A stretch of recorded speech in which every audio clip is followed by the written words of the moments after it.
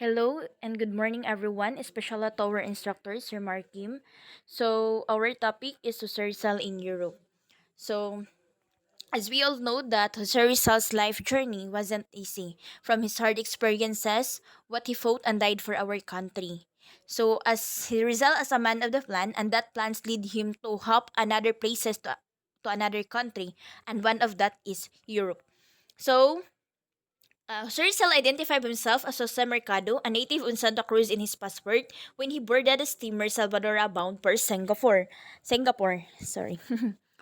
So though there is no written document was left to state what is the real motive of Jose Rizal's travel to Europe.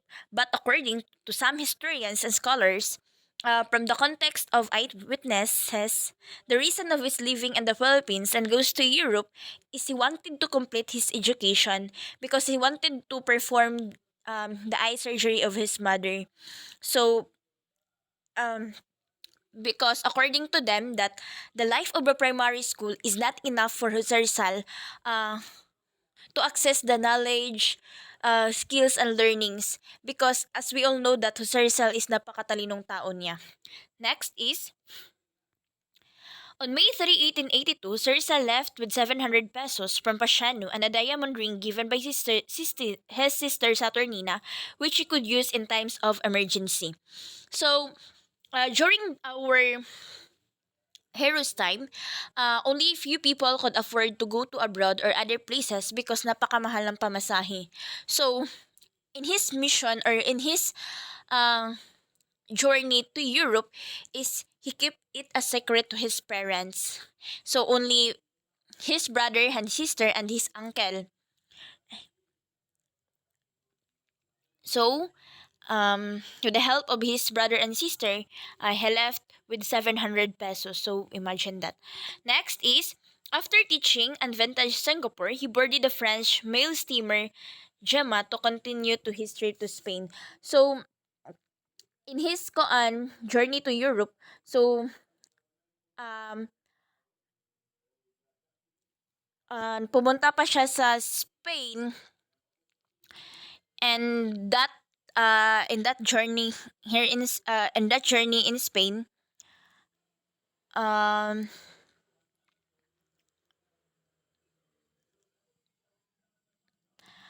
he had to learn the ropes in the countries he intended to visit for the reason that he wanted to expand his knowledge, know the cultures and traditions of the people there.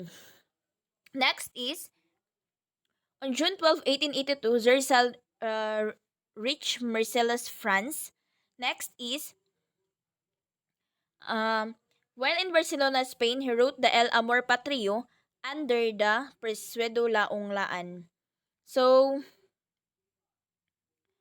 next is by autumn of 1882, Rizal traveled to Madrid, where he could earn a medical degree, so a licentiate in medicine, and to complete his training in ophthalmology, and he returned from renowned professional Dr. Luis de Riquer, who was well known for using a pair of scissors and performing surgeries. So, result skills in the field vastly improved. So, he also took time to meet up with his friends, painter Juan Luna and fellow writer and medical student Maximo Viola, who would aid him to later in his journey. So the results next step is is Jose become a member of Circolo Hispano-Filipino. It is an organization of Filipino students in Madrid which aims to expose the conditions in the Philippines under the Spanish rule.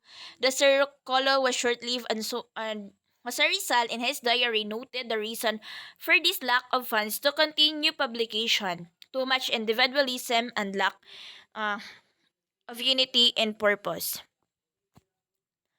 Next is Rizal was actively involved in the propaganda movement composed of Filipino Spain who sought to direct the attention of the Spaniards to the concerns of the Spanish colony and the Philippines. He wrote articles for publication in Manila and abroad, convened with overseas Filipinos to discuss their duty to the country, and called on Spanish authorities to institute reforms in the Philippines, such as granting freedom of the press and Filipino representation in the Spanish Cortes.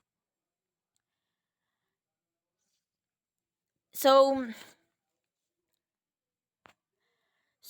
let later did know that Jose Rizal's travel to Europe is um he also had a mission, and that mission, to acquire the knowledge by observing the life and culture, languages, government, and laws, and would inspire his fellow revolutionaries through his writing. So, writing Sir Jose Rizal, um, to inspire, to to state the story of how the cruelty of the Spanish before.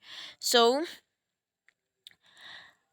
but before any secret plan could take place, he had that's why he had to go to Spain, um and there he had to learn the ropes in the countries he visited, because he wanted to expand his knowledge. So, and that knowledge um and that knowledge he acquired will be used for demanding reforms from Spain to end Spanish cruelty, so oppression and injustice to all the Filipinos and the Philippines. So, grabe ang significance ni Rizal sa life sa Filipino, no? Because um, naghanap talaga siya ng paraan, to end the cruelty of the Spaniards, no? Through his writing, so through his traveling and traveling to another country, no? Because he wanted to inspire, by his Filipino people, and um para malaman rin ng ibang bansa kung ano yung ginagawa ng mga Spanish sa mga Pilipino noon. Next is, balik ta. So, Rizal's money dwindled because his father was having a hard time sending him money for the fear of being questioned by the Dominican friars. Jose struggled to make both ends meet by cutting expenses and food and daily needs.